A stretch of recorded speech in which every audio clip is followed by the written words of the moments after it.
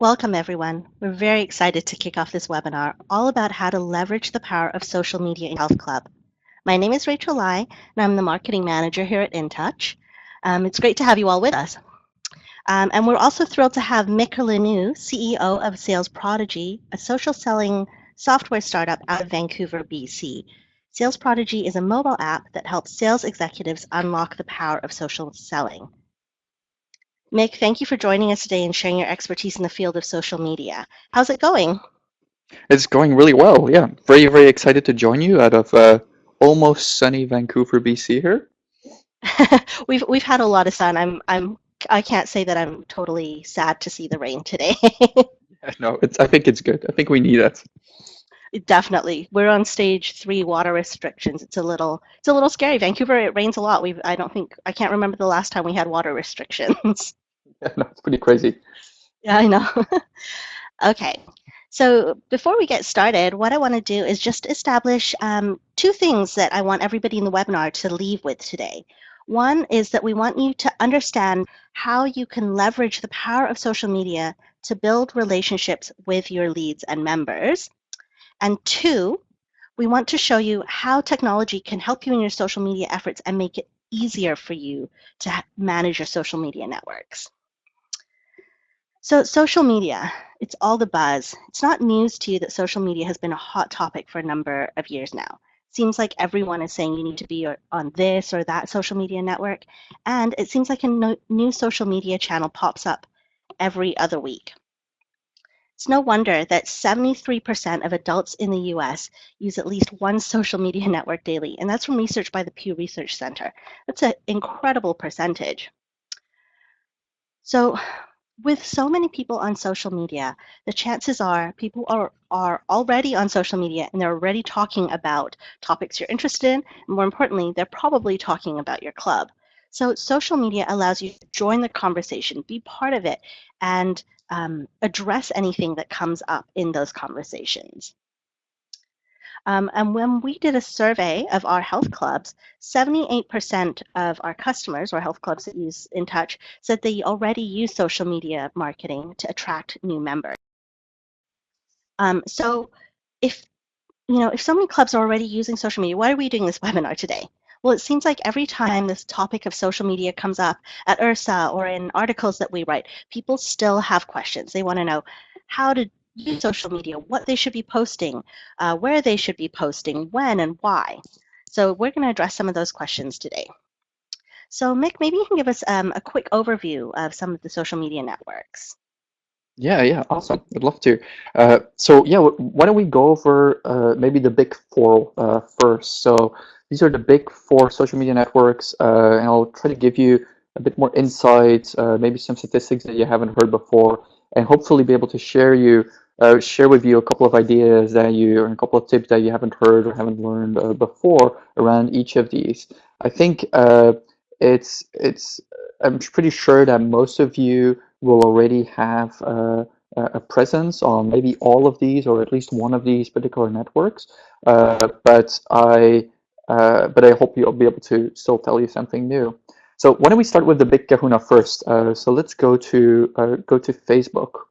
Let me just see if I can move this slide here. Oh, there we go. So let's start with Facebook. So Facebook is huge, and I'm sure you all know this. But just to repeat it, so 1.4 billion users worldwide, and then just on that stat before, about 70%, 74% of adult internet users in North America use social media. 71% of adult internet users uses Facebook. So pretty much everybody uses social media uses Facebook as well. I think it's obviously a network that's primarily being used to connect with your friends and your family, but it's also been it's very, very active in terms of connecting with organizations, with reciprocal associations, and with companies as well, and with brands. So it's very active. And we'll talk a bit about this thing which I call the social currency, like what matters on each of these networks, what are maybe the metrics that you want to be looking at. And obviously for Facebook, it's all about liking and commenting. Sharing is incredibly important as well. And so sharing posts, rebroadcasts of posts to all of the sharer's audience, which is a very powerful tool. One thing that I find with Facebook in particular is that people sometimes have a hard time figuring out what to post on Facebook. So just a quick idea is, and I think people underestimate the power of this, but publish a contest. So post a particular a picture or something, and say that for this picture, if anybody that would share this particular picture or that post would join the draw for a particular contest, and maybe the winner gets a free lesson or gets a free month, like monthly membership, something like that. And then you'll have people share it, and then it's a great way of using something that is very engaging, but also use it to broadcast to all of these different audiences, all of the friends of all of these people that will be sharing. One, I think, very valuable tip specifically for clubs is customizing the welcome note. So one thing that you can do, and a lot of people do, is when they go to a club, they check in the club on Facebook, and Facebook makes it really easy to do that. What not a lot of people know, though, is you can actually customize the screen or the welcome screen that people see after they've checked in. And this is one of these moments where it's a perfect moment to engage with somebody. It's the perfect moment. They just checked into your club. They're there. You can have something that's highly personalized, a picture, a message, as opposed to just a bland welcome note from Facebook. So it's a perfect moment to engage with somebody, and it's kind of hidden. Not everybody knows this. So the next network that I want to talk about is Twitter. Twitter is quite a bit smaller than than Facebook, so it's about 235 million users. So let me just go to the next slide here. Oops. There we go. So it's about 235 million users worldwide. But what's really interesting about this, though, about this particular audience of the Twitter users, is it's very much like the global water cooler. These are 235 million people that are having this one huge open conversation. And while Facebook, you're very limited to seeing the posts and the updates of people, your friends, and the people that you're directly connected to. Twitter is much more open, so it's very normal to start talking to people that you don't even follow or you're not even connected to. The social currency is different as well, because you can favorite, you can retweet, which kind of looks like the same kind of actions as in Facebook, but because it's open, you can do it on posts and retweets and images that other people that you're not connected to follow. So it's much more easy to interact with people that you're not connected to with already. Again, I think a lot of people have a hard time figuring out what to post on Twitter.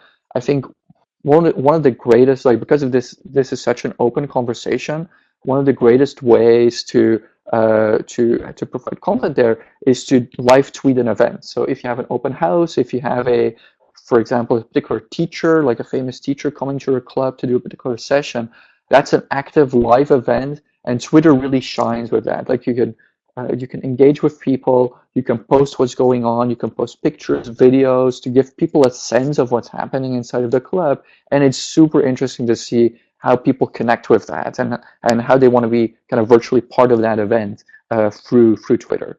Uh, One thing that we've really learned in building our own followership on Twitter is engagement drives followers. So it's not just about, and you'll see this theme with a lot of social media networks, but it's particularly important for Twitter. It's not just about posting content or posting articles or posting pictures.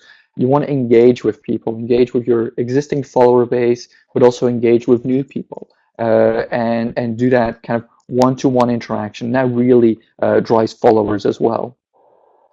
Next network that I want to talk about is Instagram. Instagram actually last year passed Twitter in terms of size. So Instagram has about 300 million worldwide users. And the particular stat that I think is very interesting around Instagram is the demographics. So over half of all of the North American internet users between 18 and 29 years old is active on Instagram. So it's just an incredible audience. It's if you target that particular demographic, that's where 1 in 2 of them lives and is active. Uh, it's very for the people that haven't used it before. It's all about sharing pictures and videos. So it's a very visual community. Having nice pictures is very important. Having nice videos and compelling videos is really important as well. Again, on the content idea, try to go beyond just posting pictures of your equipment or your club or of your teachers. That's all great, but try to add something with even some more value in it. So that could be, I think, a great thing that people are doing is, for example, posting a picture of a nutritional dish or a particular product that you like to use. And if you have a dish, for example, you can add the recipe right there in the notes. And again, it's a piece of value that you give to your audience, and you'll see that people respond to it. Also, highly underestimated for people that are new to Instagram is tags or hashtags. You'll see these people post a picture and they'll have, I don't know, like 10 or 15 hashtags in the comments. The reason for it is that the prime way of discovering new Instagram posts and users is through hashtags. You'll If you start adding lots of hashtags to your Instagram photos, you'll immediately start gaining followers and you start gaining interaction. It's just it's I think a lot of people forget it. It's extremely important on Instagram to be able to gain followers. And the last network that I want to look at is YouTube. YouTube is probably kind of the least social network of all of them because it's less about who you follow and who you're connected to. It's really the world's biggest TV channel, and the content is can be incredibly engaging. So you can provide content to your audience. It's obviously all videos, and there's some really good tools that YouTube has around measuring who's looking at your videos, what are they looking at, what are they interested in. So there's some great stuff there. Uh, Again, with YouTube, feel and the videos that are on there need to be a bit longer, so it's a bit more work. A great tip for the type of videos that you can add there are, for example, a video that shows the perfect form of an exercise or how to use a particular piece of equipment, and you can have a teacher or a personal trainer explain it. And again, you're adding a bit of value, and that is going to attract engagement. It's gonna attract followers. Something that I think a lot of people forget on YouTube is the comments is where the engagement happens. So make sure that as people are commenting on your videos, is that you actually respond to them, because that's the social part of YouTube, and you want to make sure that that's engaged. And one thing that I forgot to mention, it's just a raw number. So 1 billion users worldwide. So YouTube is just an incredible large audience for you to work with. Now, outside of I these think big four, so you go. sorry. I think the other thing with YouTube to mention is that they're owned by Google. So they are one of the largest search engines in the world. If you look at Google organic results when you do searches, a lot of times YouTube videos will come up.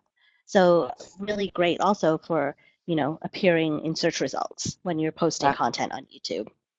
That's a great comment, and it's actually what's really interesting about those Google searches too is they take your location in account. So if you post things and you make sure that on YouTube your location is tagged correctly, when people in your community, your local community, would be searching for those, your videos will tend to surface up higher than other videos. Absolutely.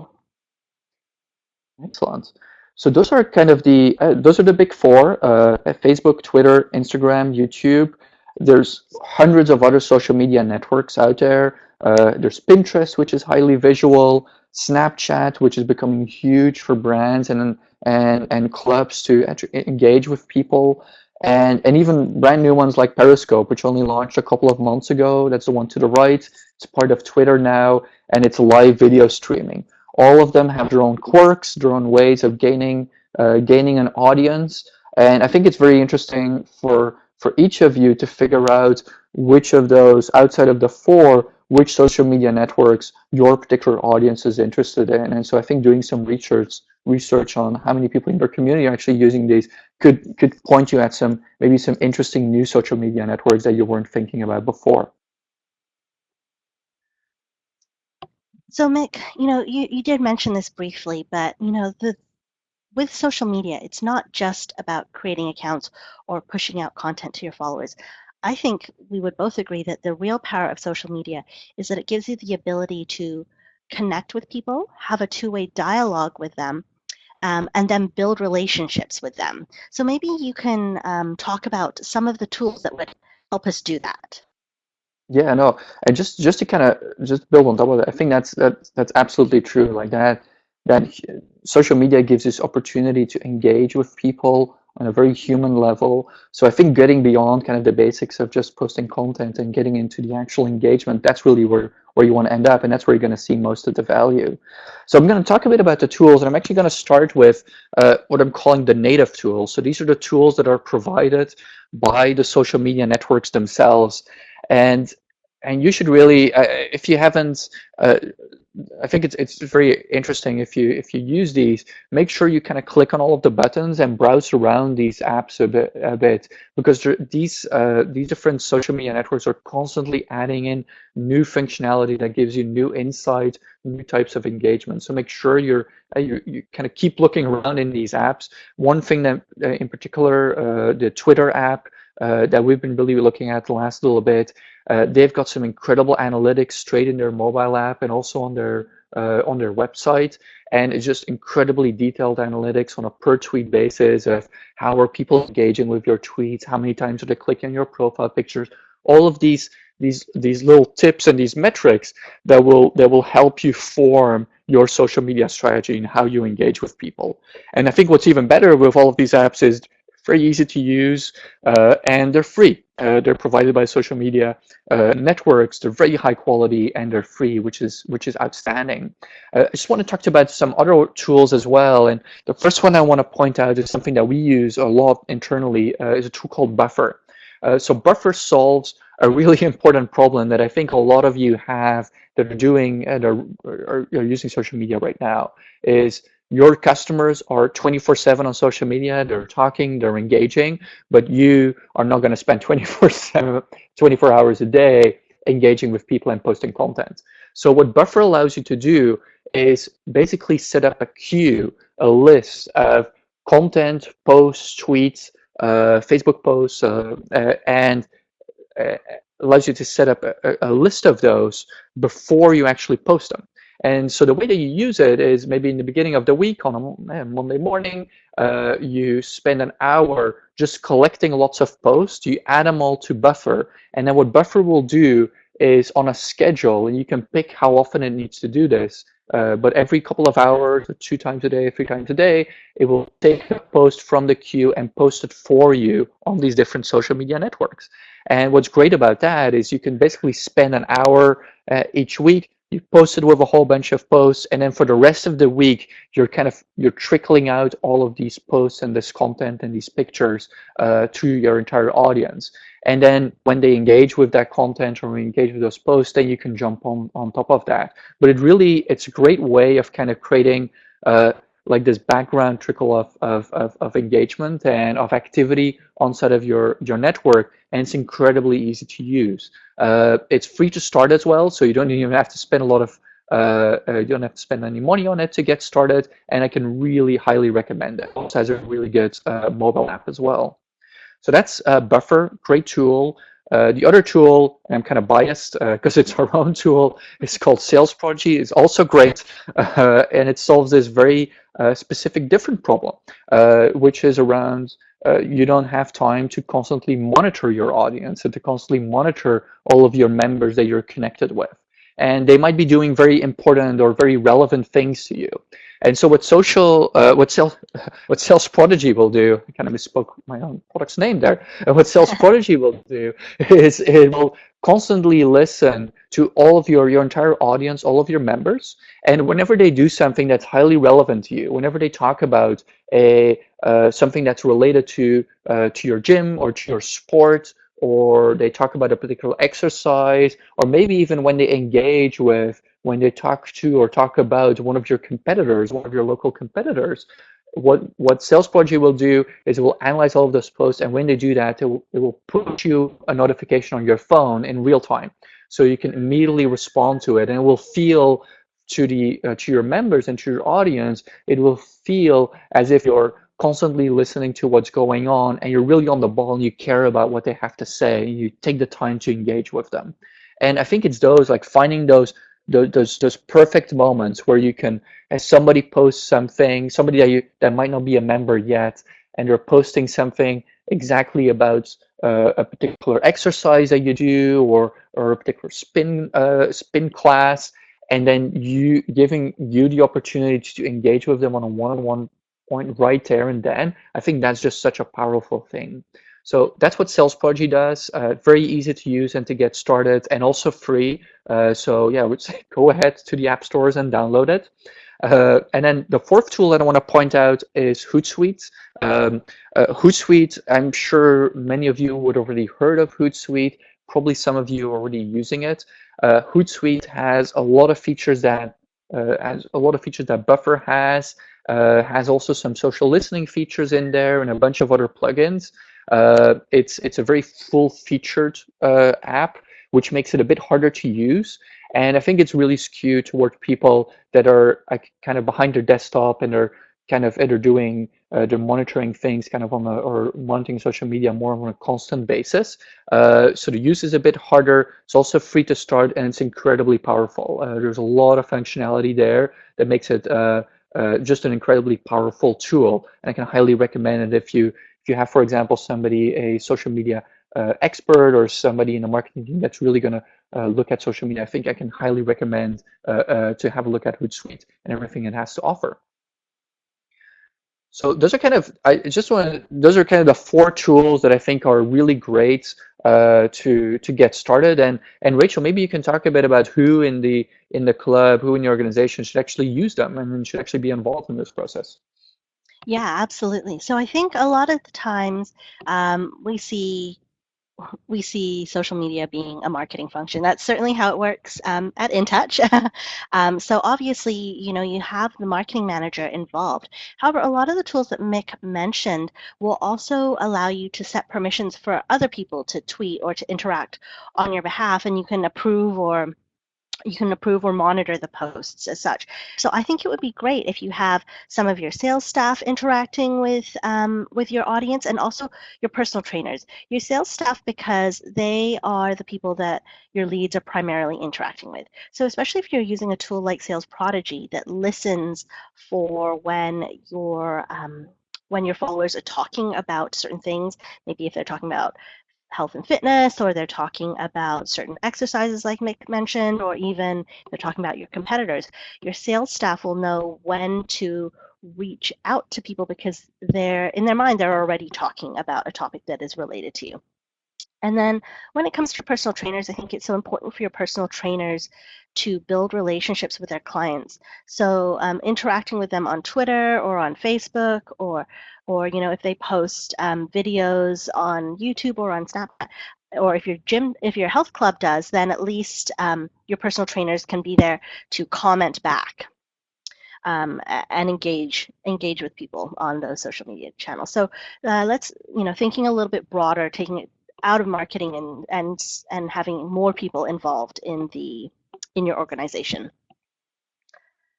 So just as we wrap up today, I just want to give an overview of some 3 points how clubs can become part of the dialogue. So the first thing is obviously to set up your social media networks and start sharing content.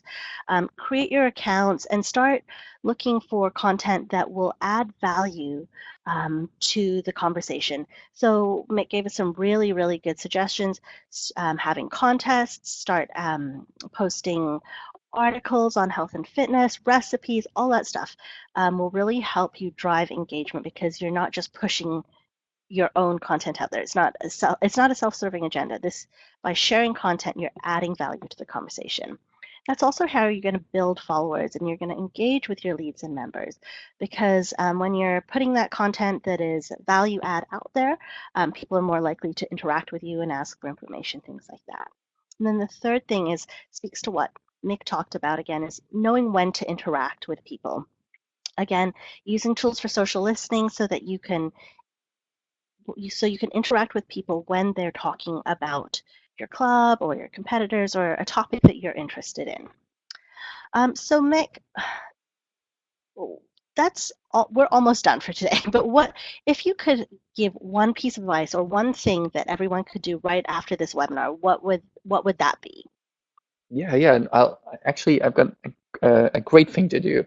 I think uh, this kind of like expands on what we've been talking about. Like I think a lot of people they look at social media as a way of kind of getting information out there and then having people engage with it. think what a lot of people underestimate around social media is you can use it for lead generation as well. You can use it to find new members and to get those members into your clubs. And there's this one particular feature. This is a feature of Twitter that I just want to highlight here. And this is something you can do in less than a minute right now or after directly after we wrap up the webinar. And we're gonna generate a list of potential leads for you. So the way that this works is you go to twitter.com, you go to you go on the right top there. There is a search field, and that's probably one of the most powerful search fields on the entire internet. And what we're going to type in is we're going to type in a word, and I used a leg day here. And what we're looking for is a word that would resonate well with your audience. It's the type of word that your audience or your potential members would use or would talk about in conversation. So that could be leg day, could be paleo, it could be namaste, it could be mixed martial arts, whatever it is. You put that particular keyword in there, and then you type space near colon me. And what that near colon me is going to do is going to look for people that mention that particular keyword in your community, so that are physically nearby you. So in your city, your town, wherever you are, it's going to find people that are close to you.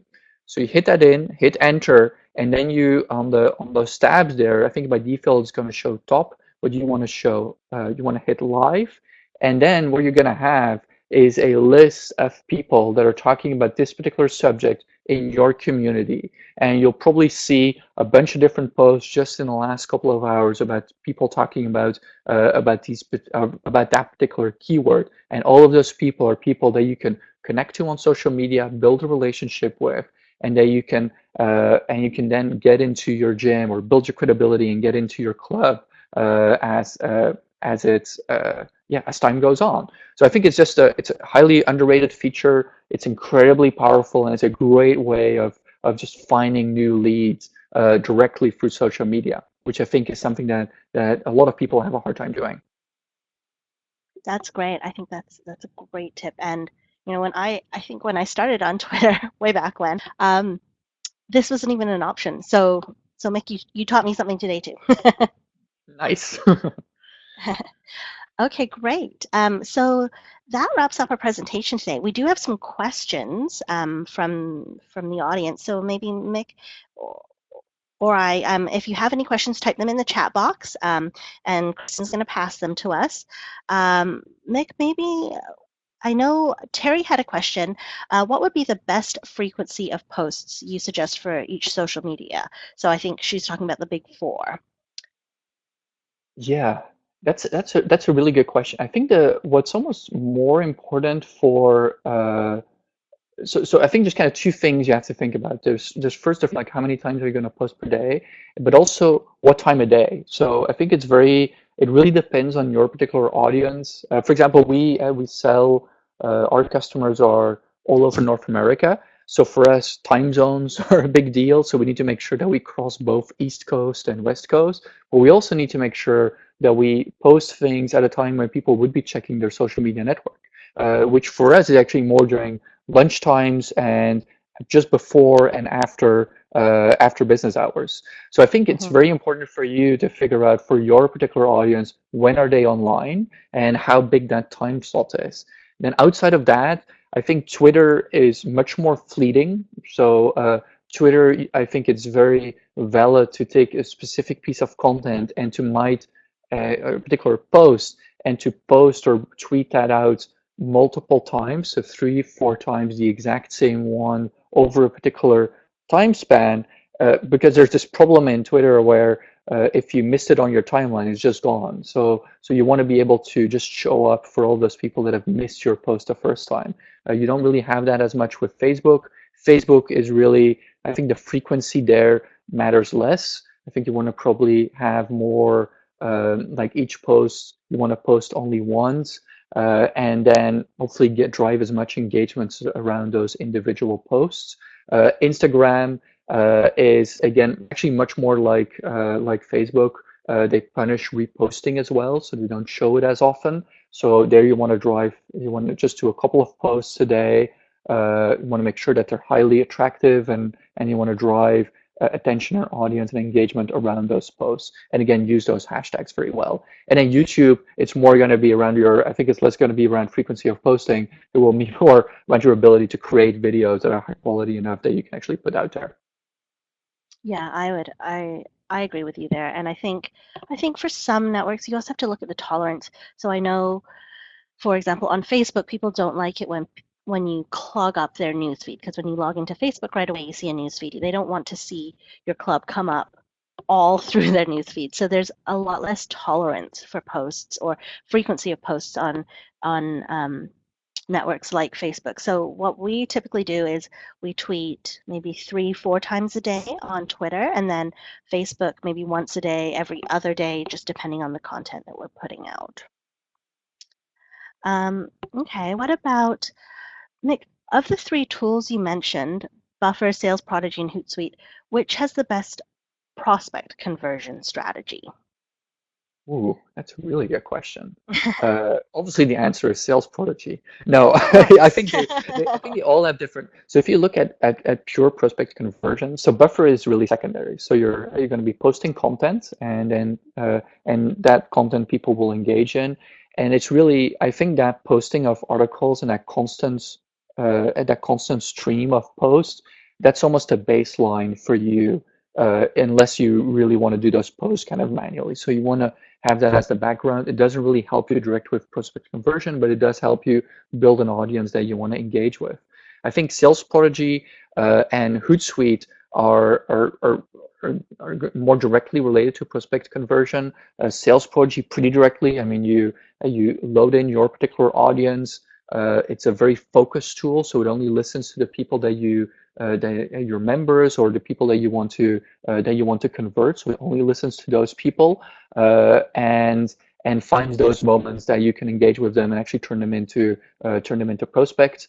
Hootsuite again has has a lot of this functionality as well. It doesn't really have the focused listening that Sales Prodigy has, but it's a great way of just listening to mentions of your brand, general keyword mentions out there, maybe even set up some of those Twitter searches we talked about before on a recurring basis to basically find leads. So I think for prospect conversion, Sales Prodigy is probably your best bet, but you're going to have a funnel, and the funnel is going to be driven by Buffer, and the funnel is going to be turned into leads by Hootsuite. So that's probably kind of the progression that you would see, but they obviously all have a part of the conversion as part of conversion. I don't know, Rachel, what do you think? Well, what I like about Sales Prodigy over Hootsuite is that it actually sends you notifications. Like Mick said, with Hootsuite, you really have to actively monitor your Hootsuite streams. So, you can set up your streams for listening, but because I'm not notified, I have to either go scroll back through the stream to find out, to find out when somebody or was talking about me or a competitor. And the other thing is, because the streams are like open searches, I don't in Hootsuite, I don't think you can actually restrict by just your followers. So it's a lot harder to sort through those tweets and know who to interact with. So I would agree with Mick, and I would say that Sales Prodigy probably has the best prospect conversion strategy, just because it's very focused social listening. And then someone asked, can you give some ideas of contests you can run on Facebook? So Mickey did mention sharing photos. What's the end game with a contest on Facebook, I guess? Yeah. I think it's kind of interesting. So um, I think we were talking about this before, but I think the real goal with contests on Facebook is getting exposure to your particular page and getting your page out there to a larger audience than just the people that have liked or are following you right now. So that's the goal. The and the way the contest can do that is you need to make sure that the activity that people will need to do to participate in the contest is going to rebroadcast it. So I mentioned before about this idea of posting something and telling people to enter the contest, they have to share the content, that's a great way because again, you'll rebroadcast it to their all of their friends and their connections. So it amplifies your message and is a very positive way of kind of putting yourself out there. Another great way is for example having a contest where you tell people to post a picture of something that they've done or something that they're eating or a particular exercise or wherever they are, post a picture and then to make sure that they tag the club as part of the text or that they tag the club as part of the picture when they post it. And by tagging them, that makes the contest, and then you'll select the best picture or something, and that's the winner of the contest. So that's another really good way of getting people to post original content that they've created, which is a huge boost. So it becomes more engaging to their followers as well, to their friends. But you're also adding in the club and you're adding in the page, which is going to drive more traffic to you and it's going to get people interested in what you do. I think I probably like this contest of having people create their own content the most, just because that content is so much more engaging. It's also really fun as a club to participate in. Um, yeah, do you have other good ideas for contests, Rachel? Or good tips? Um, you know what I've seen that is very effective is if you run something like a 12-week challenge. So you can get people to post like a before and after photo of themselves and share it. And so, one, they're proud of what they've achieved in 12 weeks of fitness or eating healthy or, a combination of both. So that's great for them. And then having them tag your club also is big. It really is all about getting the exposure and getting your name out there.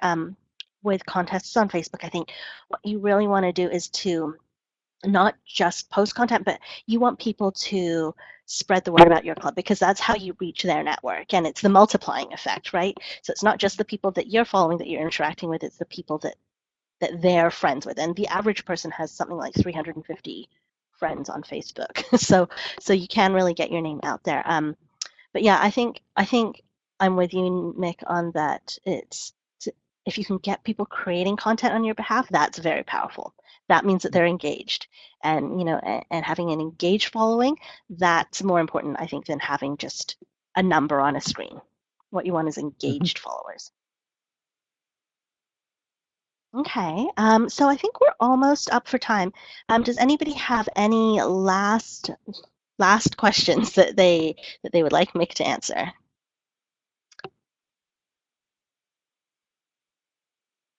Oh, here's one. Mick, what I'm worried about is when I start on social media or I have a social media presence, but how should I handle negative comments on social media? What are your thoughts on that? Yeah, I think that's a great one. I think a lot of people are fearful towards social media because of those types of events, and maybe they've been burned on things like Yelp or some of these other kind of a generation of tools out there. One thing that is, I think, very important to keep in mind on social media network is that obviously everything is public. People will use it when they have a negative experience or they I don't know just having a bad day. Mm, They will vent on social media. The great thing is the fact that you're doing it in a way that you can respond to it. And I think that's something where a lot of people forget is if they wouldn't be doing it on social media, they would be walking around in your community and telling it to people. mhm, And and there's this great thing where you can do where if somebody posts something or I think it's almost like an attitude towards if somebody posts something negative, treat it as an opportunity. I think it's an incredible opportunity to build your brand and to approach a particular negative comment with obviously you want to approach it very positively. You want to help out. You want to figure out what's wrong. You want to fix it. And you see these brands and you see these companies, and something that we try to do as well, where people have they post something that's relatively negatively, you use that as an opportunity to drag them in and to show to the rest of the world. And this wasn't really possible before social media to show that you care, to show that these are that the issue that they might have is something that you can fix. So I think it's very important to